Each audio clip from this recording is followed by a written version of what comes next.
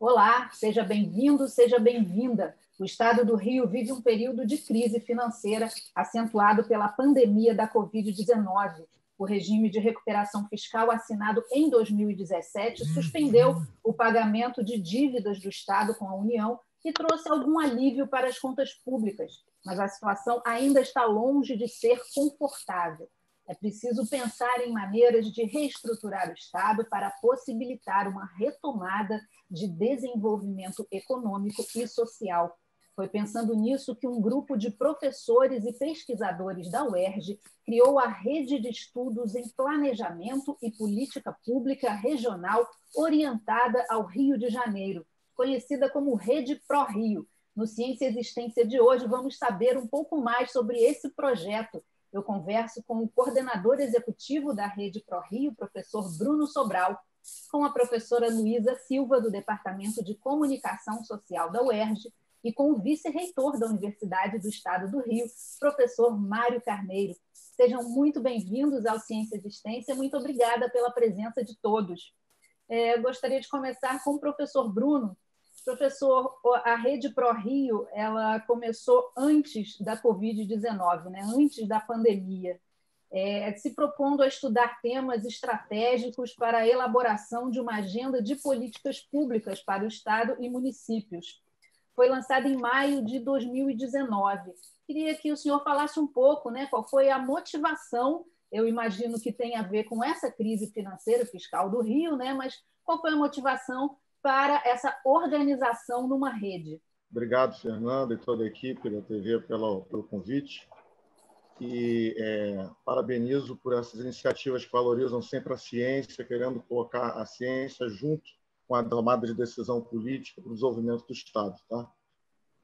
Esse tipo de iniciativa que a gente toma com a Rede ProRio exatamente surge dessa necessidade, né, de primeiro demarcar, né, que a academia não é um fim em si mesmo, né? A academia é algo voltado para a ação, né, para a transformação histórica, né?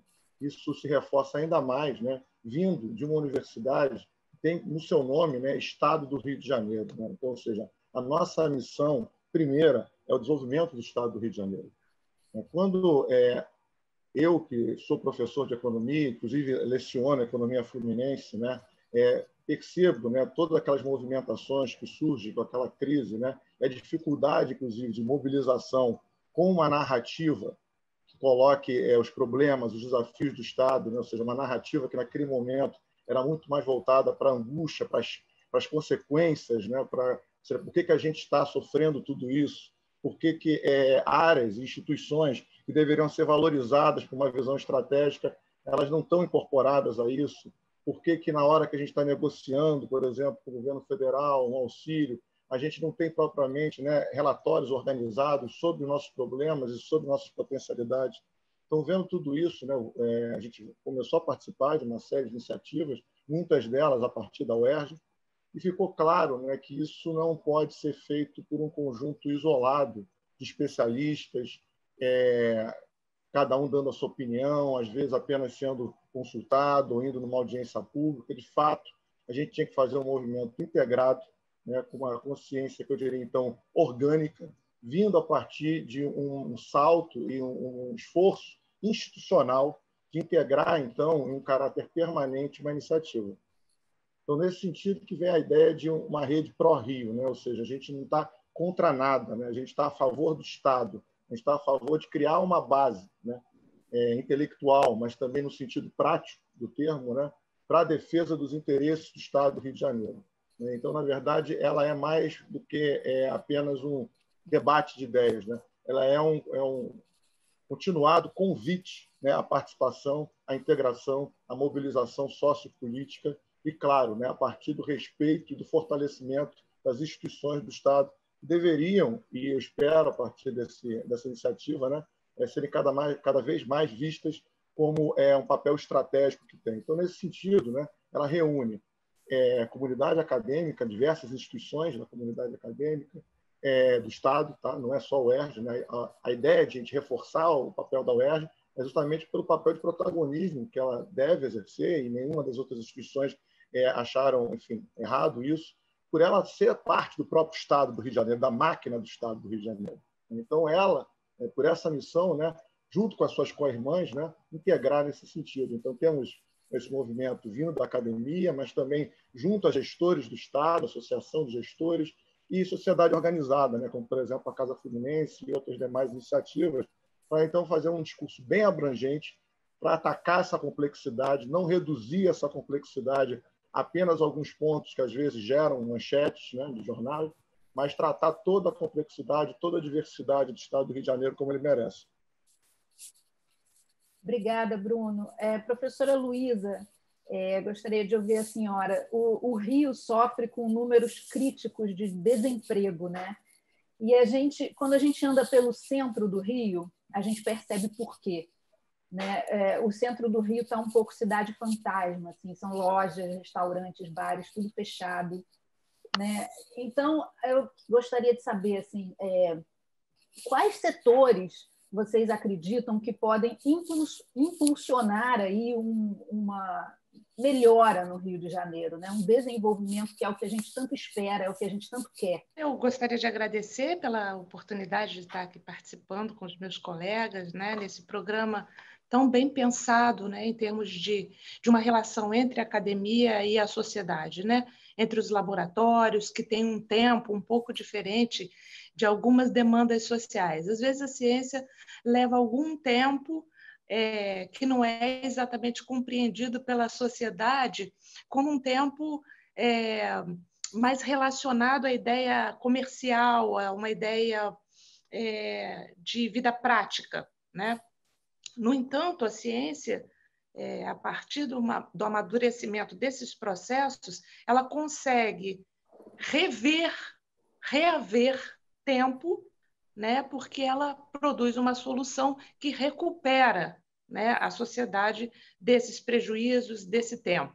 Então, é um tempo diferente da ciência, mas é um tempo que permite à sociedade avançar. Por que eu estou dizendo isso? Exatamente porque você me falou da questão do trabalho. A questão do trabalho, ela parece extremamente prática e corriqueira. No entanto, o trabalho vem mudando radicalmente, a tecnologia mudou radicalmente. As tecnologias de informação e comunicação, elas são disruptivas, no sentido que elas promovem uma inovação que mata, né, encerra outras indústrias, elas ficam anacrônicas. Com isso, os trabalhadores também ficam anacrônicos, né? E aí eles não conseguem se relacionar com o mercado da mesma maneira. Muito bem. Então, a gente precisa, é claro, de um esforço de capacitação, no sentido de que as pessoas lidem melhor com essas novas tecnologias, isto é transversal. E para falar especificamente, aliás, é importante dizer que todas essas tecnologias digitais, elas são, na verdade, metatecnologias. Você não fala só de uma tecnologia pura, são tecnologias mistas, porque o digital está em tudo. Então, o digital está na cultura, o digital está na medicina, o digital está na comunicação, o digital está no vestuário, o digital está em toda parte. Várias indústrias são reorganizadas em torno da tecnologia digital, por uma série de questões. Então, falando, isso é transversal, né? Agora, falando especificamente do caso do Rio de Janeiro e mais especificamente da sua observação a respeito do centro da cidade, o centro da cidade, o forte dele não é mais a habitação. Então, ele recebe pessoas de outros lugares desempenhando inúmeras funções. Então, neste caso, por incrível que pareça, esta visão geral se aplica em gênero, número e grau e faria um impacto diferente em termos de capacitação geral, né, transversal. Faria um impacto muito diferente, inclusive no setor financeiro, né? A gente vê uma radicalização da digitalização do setor financeiro.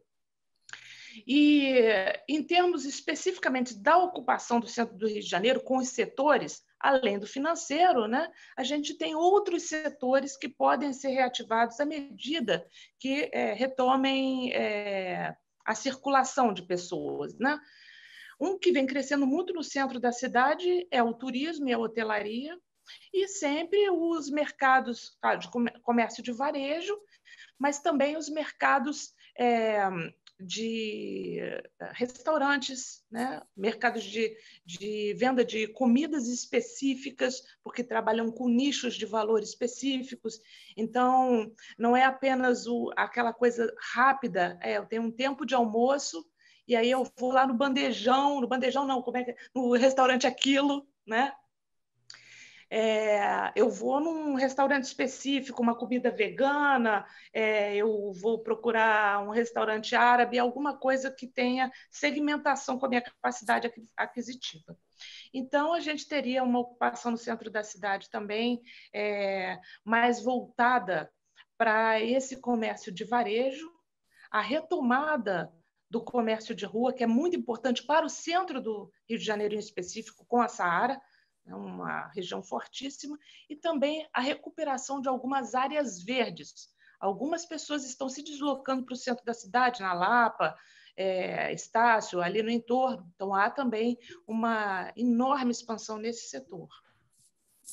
Obrigada, professora Luísa. Gostaria de ouvir agora o professor Mário, vice-reitor da UERJ. Professor, a UERJ foi uma das instituições que mais sofreu há alguns anos com a crise fiscal que o Estado enfrentou, né? E a Rede ProRio vem aí reforçar o papel da universidade como um importante agente de desenvolvimento do Estado. O senhor acredita nesse potencial da UERJ? Bom dia, Fernanda. Bom dia, telespectadores. Queria agradecer a oportunidade, parabenizar também o deputado Valdec Carneiro pela ideia da sugestão da criação desse programa. Bom, a UERJ ela tem 3 eixos, né? É o eixo do ensino, é o eixo da pesquisa e o eixo da extensão.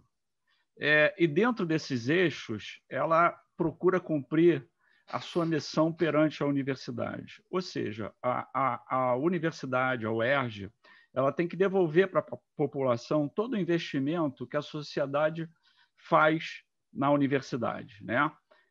Ela tem uma função diferente de, por exemplo, uma empresa privada. A empresa privada, a visão dela é o lucro financeiro, né? A empresa pública, no caso da UERJ, ela vai ter como resultado o lucro social. É importante falar isso. Ela busca isso, o lucro social. Então, dentro do ensino, a universidade já há muitos anos, ela capacita para o mercado de trabalho pessoas profissionais e ela faz pesquisa, né, em diversas áreas do conhecimento, sendo que ela tem vários cursos de pós-graduação a nível de mestrado e doutorado muito bem cotados pela CAPES, né, pelas agências que fazem essa avaliação. Na área de serviços, ela oferece serviços à população que vão desde dezenas de projetos de extensão até as suas áreas específicas. Cito algumas, por exemplo, o escritório modelo da Faculdade de Direito, o Hospital Pedro Ernesto, a Policlínica Piquet Carneiro, e várias outras ações que atendem diretamente a população oferecendo esses serviços. Então, ela reúne uma expertise muito grande, e aqui está um deles, o professor Bruno, que, uma vez reunida, eu não tenho a menor dúvida que ela pode ajudar e contribuir muito na questão dos grandes problemas que o Estado tem, né? Essa iniciativa da criação da Rede ProRio foi muito importante, né? Dentro da universidade, o reitor Ricardo Lodge, aliás, eu quero dizer que eu estou aqui representando o reitor Ricardo Lodge. No momento, eu sou reitor em exercício da UERJ, que o reitor está convalescendo de Covid. Hoje a gente já sabe que ele recebeu alta agora de manhã, semana que vem, graças a Deus, estará de volta aí, conduzindo essa universidade, como ele conduz muito bem, e estou aqui representando ele, né? Então, ele, em maio do ano passado, em fevereiro do ano passado, ele criou, através de uma EDA, a Rede ProRio, e ela vem se consolidando, e a ideia é unir pensamentos, unir expertises, além da universidade, para ajudar nos grandes problemas do nosso Estado. Eu queria exemplificar como a universidade pode contribuir por exemplo, falando da questão que a gente está vivendo agora na pandemia, né? Nós temos 2 unidades de saúde que têm tido um papel primordial, né, no atendimento da nossa população.